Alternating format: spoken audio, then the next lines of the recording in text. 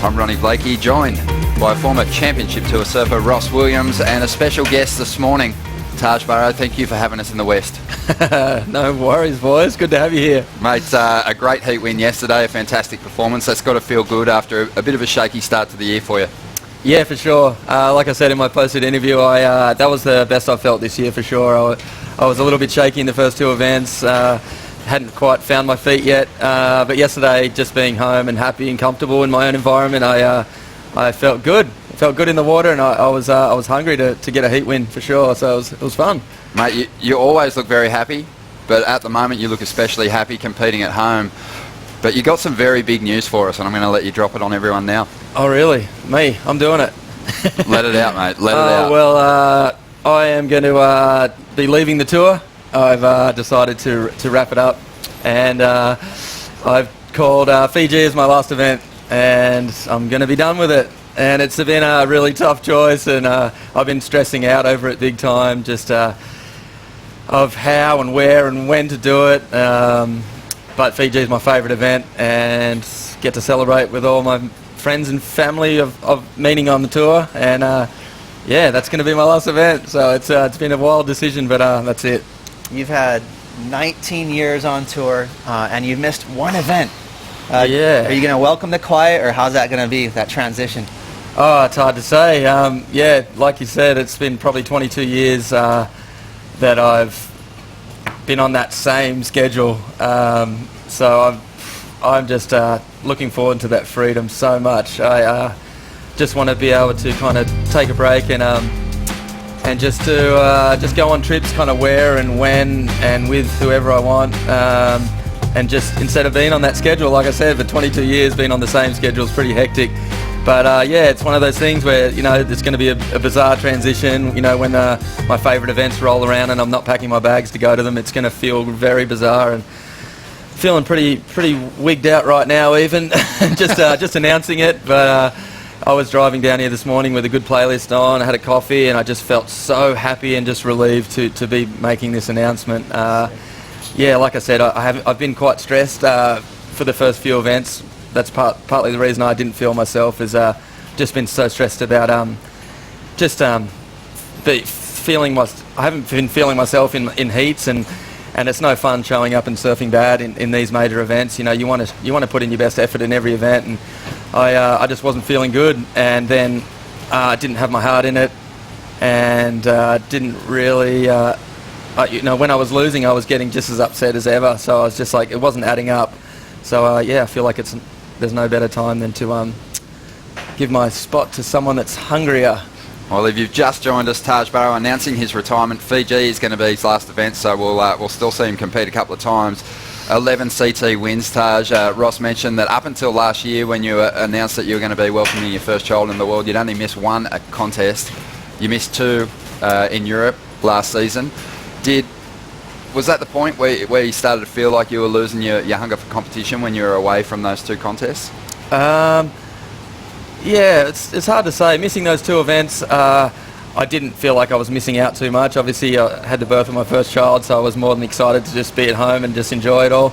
But I was really excited when the Gold Coast rolled around this year. I couldn't wait to get back into it. But like I said a few times, I just felt like I had too much going on. Obviously having a baby, and there's been a lot of sleepless nights. I don't have Johnny Gannon in my corner kind of cracking the whip with just surfing and fitness and stretching and eating well, and I just haven't been able to keep up with how much is going on. Everything's been going too fast for me, and I've been going into events not very prepared, and like I said, it's no fun going in surfing half-assed and not giving it your all, and then losing, and it was making me really sad and upset and kind of stressed, where I thought my last year on tour, being this year, was going to be really carefree and easy and just really I'd enjoy it. But it's been my most stressful year because of those few reasons. So yeah, I just feel like this is the time, and I couldn't be happier. Looking back on your career, amazing CT victories and amazing string of results that he's had, Ross. It's pretty amazing, and you know what's so cool about your career? We talk about Kelly, how he's been on tour forever, and you're right there. What I like about that is you've seen all those different generations. You even got a piece of Potts and Duma and those guys before they retired, and then you got to see all the 90s dudes, and then the 2000s with AI dominating. What do you have a favorite kind of chunk of time on tour? It's hard to say. All the victories are probably equally as rewarding. It's every time you're standing on that podium holding up the trophy, it's the most incredible feeling on earth. You know, everyone that's done it knows. I don't have one particular event that stands out. I don't think they're all amazing, but probably when I had a good run of wins, when I won the Pipe Masters 2009, and then as the tour rolled around 2010, I won the WQS at Burleigh, and then I won the Quicksilver Pro, and I was just on a good roll. And then I thought I'd won this one out the front here, but Josh Kerr stole it from me, being comboed with 5 minutes to go, so I thought I had another victory.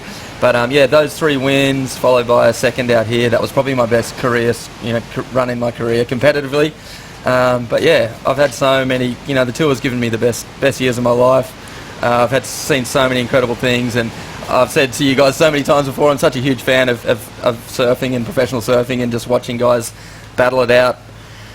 It brings out the best in everyone surfing, and yeah, I'm going to be watching every heat, even though I won't be in it. But I'm really looking forward to this transition of a few more surf trips and surfing, shooting photos and video, and just enjoying my life while I can still surf well.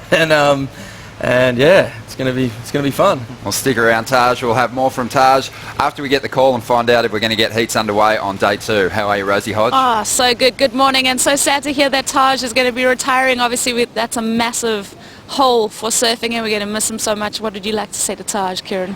Yeah, Taj, congratulations. What a great career. It's been really fun hanging out with you over the years, and look forward to seeing what the future brings. And back onto this event, I mean, obviously that offshore wind, there's lines in the lineup. What are we going to get underway today? We're going to go at 7:15. We're going to finish men's round 1. The wind's pretty strong this morning, stronger than we kind of expected, but also the swell's not quite as big as we hoped for. So there's good waves out there, really good when the sets come. So we'll go straight into men's round 2 at the finish of men's round 1. Love it. Well, there you have it. Men's all day. Back up to you guys. Thank you, Rosie. We're here with Taj Barrow. He announced his retirement. Fiji's going to be his last event, but TB, so good for you to be back in the West. This is where you actually rode your first waves as a 7-year-old. Any recollections of that first session with your dad? I'd say, like most people, yeah, I do remember my very first wave. It was just a little dribbly white water across the reef at Yallingup, where I grew up and where I live now. My dad pushed me in. My mum was on the sand and just rode it with a little survival stance all the way to the beach, and my mum was jumping up and down and clapping, and yeah, like most people, I was hooked from that point on. So yeah, West Oz has been good to me. Absolutely. And then you had your first event win at 9 years of age. So you started at 7, ended an event at 9, and it was a pretty special result because you won an under-18s division. Yeah, I won an under-18s division when I was 9, which was it was a board riders contest, and it was up in the northwest of Australia in Exmouth, where my parents reside for half the year at the moment. But yeah, it was pretty funny because I was this tall and the other boys were this tall in the photo on the podium, and yeah, I walked away with a win, and I was pretty hooked after that point, as you can imagine. Being a 9-year-old and beating older guys, it's a pretty amazing feeling at that age, and yeah, didn't look back. Been in a few heats since then. I think one of my favorite things about your career is obviously all the effort you put into movies, and you've always have been on the forefront of progressive surfing. I wanted to ask you, what's your take on the state of surfing? Who do you think's pushing limits, and then the old argument of scaling back versus being aggressive in heats, and yeah, what's your take on it? I hear a lot of the boys talking about it these days, and it's one thing I mentioned a lot through my career. It's really hard to produce both results on tour and incredible clips and movies, and it's one thing I always tried to do. I was really focused on getting good footage and putting out profile movies, and a lot of the boys do it now too. There's been some incredible web edits and some incredible movies. You know, John's probably at the forefront of that right now. It would be really hard to make a profile movie after what he's just brought out. It's an incredible movie and footage. But yeah, a lot of web clips these days, and it is hard to do both. Obviously, you're prone to a lot of injury when you're really throwing it up there and trying to get the world's greatest air reverse or greatest clip on film. As we've seen, a lot of injuries. And it's because of that, you know, the boys they want to be successful in both areas. They want to put out the best clip and win the contest. So it's one thing I've battled with my whole life. So I've tried to get a bit of both done, and I think I've managed to do a bit of both. But yeah, it's a tough one for sure. Yeah. Are you going to be working on a movie project after you leave the tour? Oh, I don't know if I'll do a movie project, but I'll definitely work on shooting some video. I'm more interested in kind of picking my favourite guys to surf with and going to my favourite places that I don't get to go because of the tour. You know, maybe certain times of the year when I've been busy in the past, I look forward to just pouncing on swells in certain areas and just picking an awesome team of guys to surf with and shooting. Yeah, I'm definitely going to be shooting some stuff. With such a long career, you've obviously come up against some different rivals throughout the years. Kelly, tell us a little bit about Andy Irons before we start focusing on the first heat of the day. Kelly Slater's going to be in that, but you and Andy had a great rivalry. Yeah, I've had a pretty serious rivalry with a few guys on tour, and one of the most serious was with Andy, and mainly because we were the same age and we had the same sponsor and we were just battling, you know. He's the most intense guy you could probably have a rivalry with. He's all emotion, you know, in and out of the water, and we were just at each other's throats for a majority of our career, and so many good memories, and you know, I have so much respect for how he just threw everything at every heat, and I get goosebumps thinking about some of the wins he's had, and one in particular, or a couple in particular, but just seeing him like surf against Kelly in the final at Pipe and getting a 10 at backdoor with seconds to go and winning the Pipe and the title, and that's some extremely incredible stuff, and I was there to witness it firsthand, and it gives me goosebumps thinking about it. It's some incredible stuff. But Andy was inspiring to a lot of people, and you know, at the time we had a love-hate relationship, and he really intimidated me. You know, he was hard to serve against. I miss him a lot. What about moving through the generations and then challenging Mick Fanning for a world title in 2007? Yep. Nick's one guy that I don't even know if I've ever beaten. He's got a pretty good tally against me. He's just incredible. We've nicknamed him the Cyborg in more recent years because he's just like switches everything off and just gets out there and gets it done like you wouldn't believe. He's just one of the best ever. So yeah, we've had a lot of good battles. Him and obviously Kelly over the years. We've had so many incredible battles, as well as Joel. So they're the four guys that I've probably battled with the longest and had some incredible heats with. And with you kicking out and seeing someone like Kelly still going, what's your take on his motivation, how he's competing still and moving forward? Yeah, well, I can understand it. It is hard to let go of. You know, it's been my life as long as I know it, and same with Kelly, even longer. Which is it's a pretty bizarre life that we live. But it's hard to let go of. You know, we get spoilt with good waves and getting to surf it with one other person. But yeah, Kelly's. Everyone questions how he gets his motivation, and I don't really know. But he's really good at finding it. I think he really comes to life when the waves are good, especially in places like Fiji. But wow, 23 years, there it is, the stats. Yeah, he's quite unique, as we all know. He's a special human.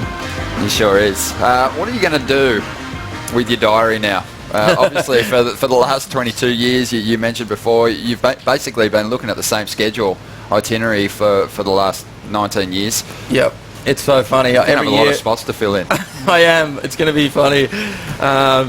Every year I buy this big diary and I block out all these months of what events where, and it's just like I've done the same thing every year. Goldie, Bells, Margaret's, Brazil, Fiji, same thing. And it's just going to be so bizarre having 2017 as an open slather. I can go wherever I want, whenever I want, and that's what I'm excited about the most. One of the great things that you always do is give your shapers a lot of credit, and through your career you've had some amazing shapers. Do you want to give them a mention now?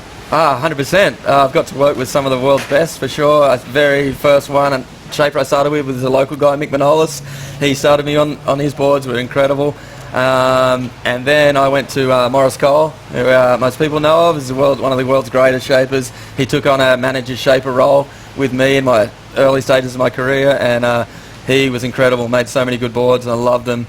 And then I moved on to Greg Webber, who's a pretty eccentric character that makes unbelievable boards when you can try and pin him down and get him to shape something relatively normal, because he likes to make some pretty wild shapes, like those banana boards that he was making Shane Herring back in the day. He tried to get me to ride those, and I've still got one in my garage. He made me in about 1999, and I still haven't touched it. But he's incredible. And then I went on to Firewire surfboards, and they provided so many good boards for me, and probably some of the highlights of my career were on their boards. And then I more recently moved to Matt Biolis's boards, Mayhem's, and they've been incredible. I love them. Matt's given me so many boards. Whenever I've asked for boards, he's made me twice the amount I've asked for. And yeah, I'm still on them today. So yeah, I've been fortunate enough to work with some of the world's best shapers, and it's been really fun. You know, everyone loves a new surfboard, and I've been spoilt by those guys delivering me tons of surfboards. So shaping's a tough job, and they deserve some credit. So thanks, guys. On your Taj. Well, we'd love to get you to stick around and give us some insights on this first heat, if you don't mind. Oh, really? Yeah, I'd love to. All right. Well, Taj Barrow announcing his retirement on Dawn Patrol this morning, but we're ready to kick off the first heat, and we're going to share Joe Tapella and Martin Potter's thoughts on this big news. Heavy news. Wow. Thanks so much, Ronnie. And first of all, thanks so much, Taj Burrow. I know that word legend gets tossed around quite a bit, but an absolute legend, changing surfing forever with that dynamic approach. I wore out my VCR, when Sabotage and Montage came out. You wanted to learn what he was doing. It was that groundbreaking. And he's given us a couple of decades of competing for world titles and being the best in the world. Absolutely. I mean, Taj sort of took that whole high-performance surfing and that above the lip stuff to the next level.